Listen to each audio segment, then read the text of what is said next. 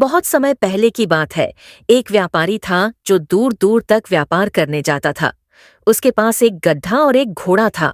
व्यापारी गधे पर अपने सामान को लाद कर यात्रा करता था और घोड़े को केवल अपनी सवारी के लिए इस्तेमाल करता था। गधा दिन भर व्यापारी का भारी सामान उठाता और लंबी दूरी तय करता, जबकि घोड़ा केवल तभी काम करता जब व्यापारी को यात्रा करनी होती। घोड़ा अधिकतर समय आराम करता, जबकि गधा थका हारा हमेशा काम में लगा रहता। एक दिन व्यापारी ने गधे पर बहुत ज्यादा सामान लाद दिया।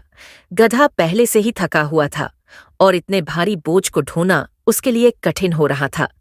रास्ता लंबा और कठिन था। धूप तेज थी और गधे की हालत खराब होने लगी। चलते चलते वह घोड़े के पास आया और कहा, भाई, मेरी मदद कर दो। मैं बहुत थक गया हूं। अगर तुम थोड़ा सा बोझ उठा लो तो मुझे थोड़ा आराम मिल जाएगा। घोड़ा जो आराम से चल रहा था, उसने घमंड से कहा, तुम्हारा काम बोझ ढोना है, मेरा नहीं। मैं तो सवारी के लिए बना हूं।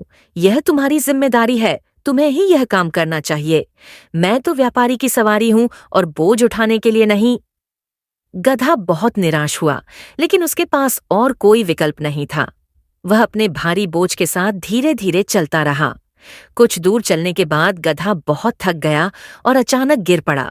उसकी सांसें धीमी हो गईं और अधिक बोझ और थकावट की वजह से उसकी जान चली गई। व्यापारी ने जब देखा कि गधा मर गया है तो वह बहुत दुखी हुआ।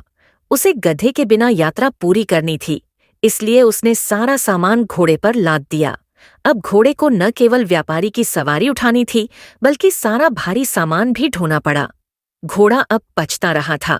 उसे समझ में आ गया था कि अगर उसने पहले ही गधे की थोड़ी मदद कर दी होती तो उसे अब यह भारी बोझ नहीं उठाना पड़ता। उसे अपनी गलती का एहसास हुआ, लेकिन अब बहुत देर हो चुकी थी। अब उसे अकेले ही पूरा बोझ ढोकर यात्रा पूरी करनी पड़ी। शिक्षा। इस कहानी से यह शिक्षा मिलती है कि हमें दूसरों की मदद के लिए हमेशा तैयार रहना चाहिए। यदि हम दूसरों के कष्ट को नजरअंदाज करेंगे तो समय आने पर हमें भी कठिनाइयों का सामना करना पड़ सकता है। ऐसे मजेदार कहानियों के लिए हमारे चैनल को सब्सक्राइब करें और वीडियो को लाइक करें